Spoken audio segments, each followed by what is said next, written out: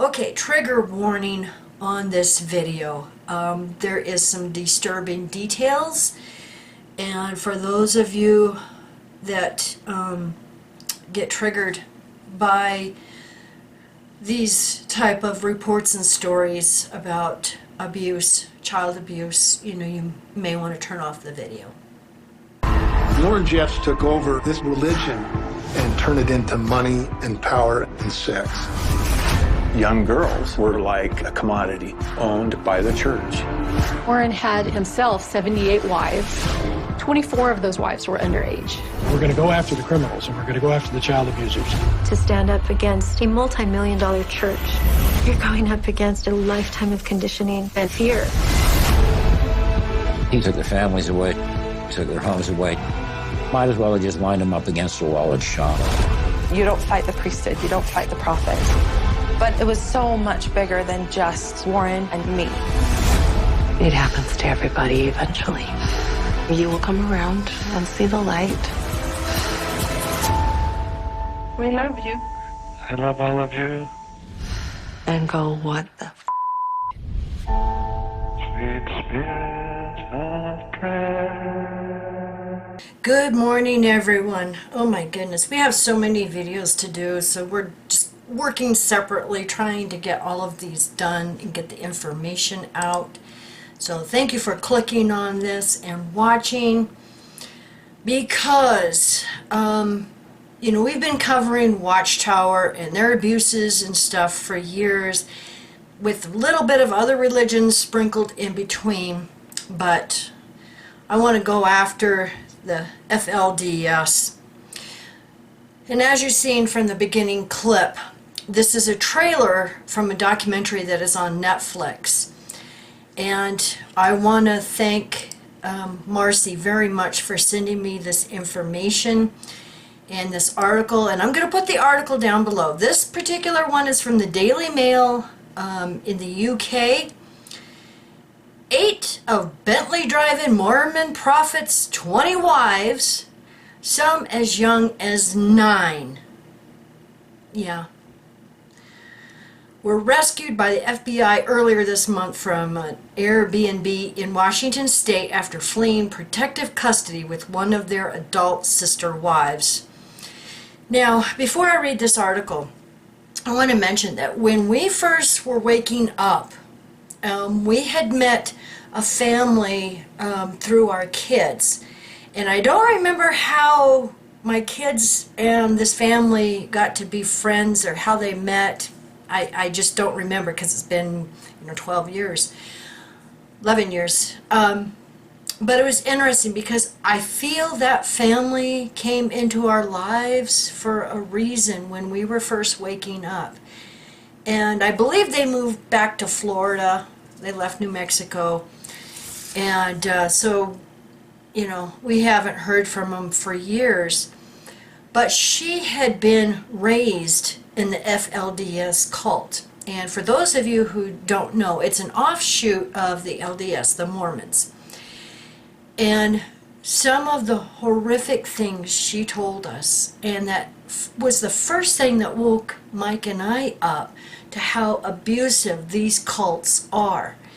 And I know Jehovah's Witnesses will say, oh, well, yeah, they're a cult, but they're nothing like us.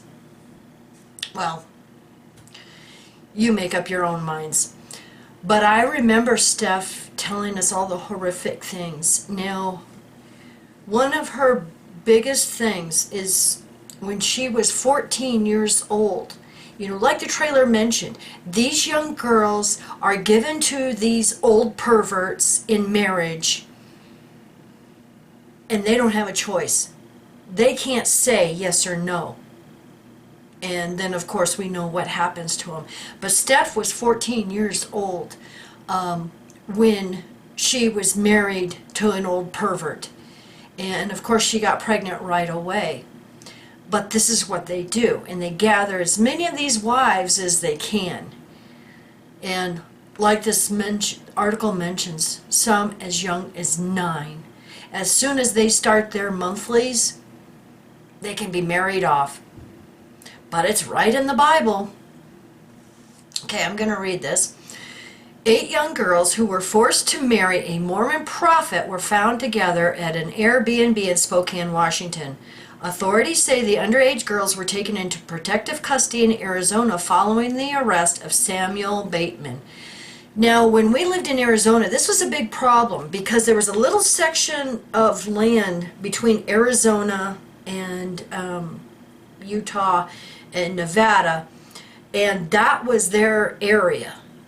And they kind of like stayed to themselves, and so, but we were constantly hearing in the news about the FBI having to go in and, you know, take care of their big, huge abuse problem.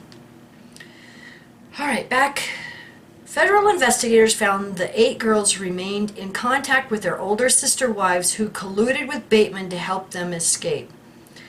Bateman is accused of sex trafficking these young girls between Arizona, Utah, Nevada, and Nebraska. He is also said to have married up to 20 women and young girls.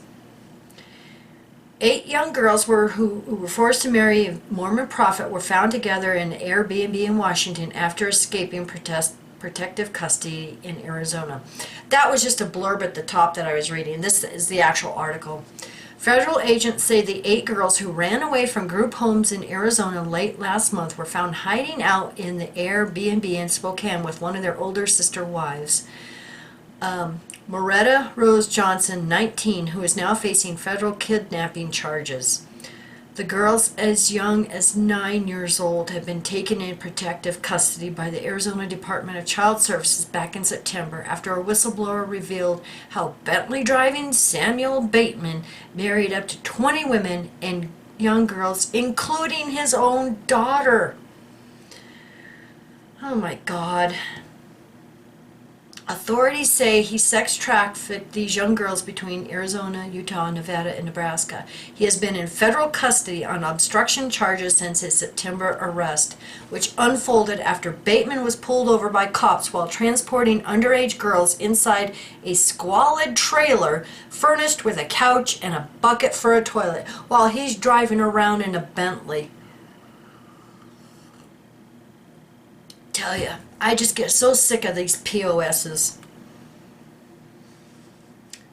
None of the young girls have since admitted to federal investigators that they were sexually abused by Bateman, the head of a Mormon offshoot called the Fundamentalist Church of Jesus Christ of Latter-day Saints, or FLDS. But investigators found that in their journals, the girls would describe sleeping with Bateman, kissing him, and touching him. They now believe that the young girls were coached by some of the older wives not to speak with investigators. Sound familiar? Still, the girls are said to have remained in contact with their older sister wives who worked with Bateman to help them escape and bring them home. According to court documents obtained by KXLY, 8 of the 9 girls who had been rescued from Bateman's Colorado City home by the Arizona Department of Child Services in September ran away from their group homes on November 27th. Soon after, federal investigators discovered they were still in a group chat with some of the adult wives, and a criminal complaint says that they left behind journals indicating today is the day we go home. See, and the thing is what the general public doesn't understand is when you are raised in these cults, like they said in that clip, you believe what your mother and father tell you. You know, since I grew up in the Jehovah's Witness cult, I believed what my mother and father told me. And when they told me to listen to the elders from the platform because they would save my life and Jehovah would protect me, this is how you are indoctrinated. So you grow up believing what your parents tell you. And if they tell you that this is okay, well, what else are you supposed to believe? Because you have nothing else that tells you this is wrong. This is so disturbing. Federal officials now say Bateman made a call from jail to 2 of his adult wives who were driving together. In the recorded phone conversation, the women could be heard saying they have 2 of the girls, according to the criminal complaint. The next morning, it says he called the women again and discovered all 8 of the runaway wives were in a hotel room with the women. And in a series of phone calls recorded by federal agents, Bateman talks to the wives who say they are on the move and traveling in separate groups so as not to get caught. Eventually, court documents say the FBI was able to track down a business card for Velociraptor, a business run by one of Bateman's followers, and requested an emergency disclosure from Airbnb to find any addresses reserved by that follower or under any of his business accounts. They should be charged too with aiding and abetting. They found one such property listed in Spokane, Washington, and asked the Spokane County Sheriff's Department to knock on the door.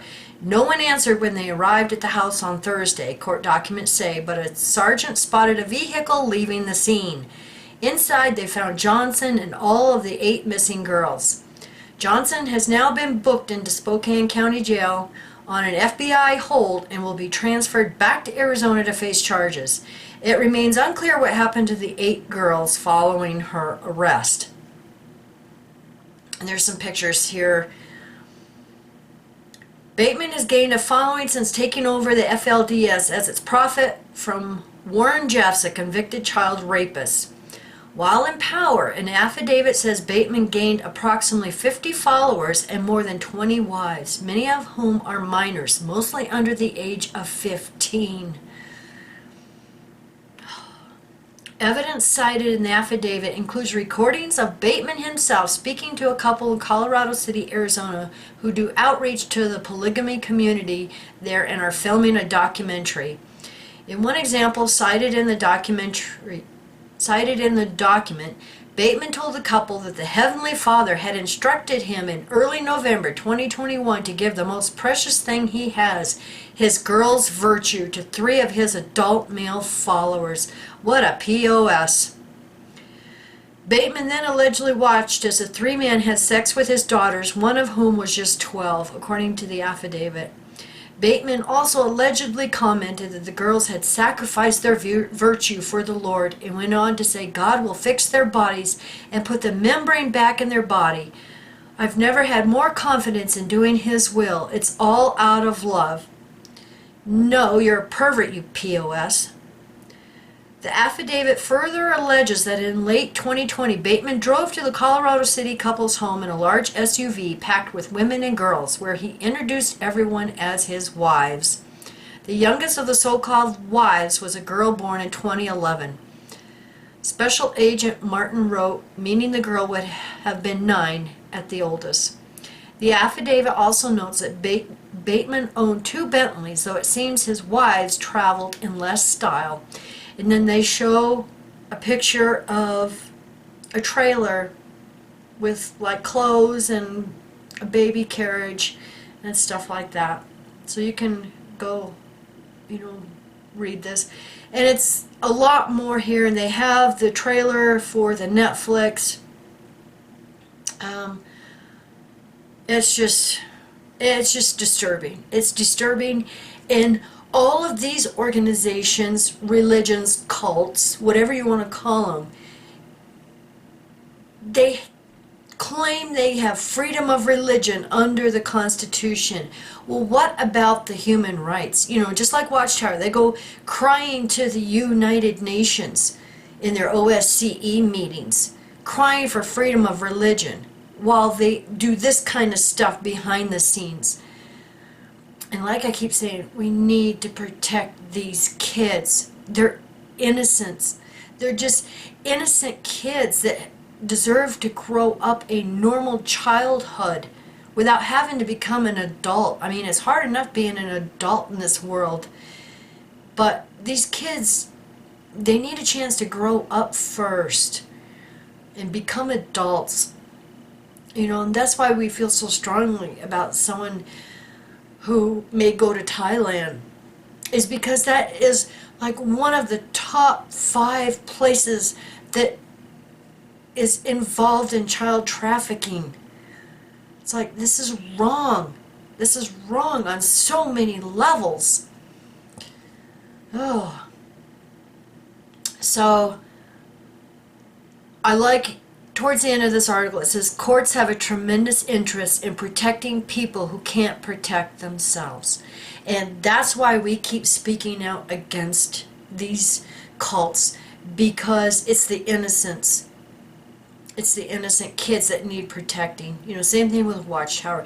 They don't care about the kids. All they care about is their name, money, and power. And going along with that, I just want to mention that even though Watchtower has on their website basically that Jehovah has given us the victory in Norway to get our religious status back, that is a huge pile of manure, because there is a temporary injunction, which means a temporary hold until they go fight it out in court. And I want to thank Kim Silvio for posting that on Twitter, because we've even gotten some phone calls that, you know, were upset because their JW friends and family are saying, hey, see, Jehovah's given us the victory. No, it's not a victory yet. This is only an injunction, a hold, a stay on the government taking the religious status and the tax-exempt status away from Watchtower. And let's face it, they can go fight it in court as long as they can, but in my humble opinion, the governments will do what they want to do, and if they want to take a religion's status away from them, they will. So we'll just have to wait and see what happens. So thank you everybody for watching, and I'll put the link down below to this disturbing article and trigger alert. It's bad. So you have a good day. Bye.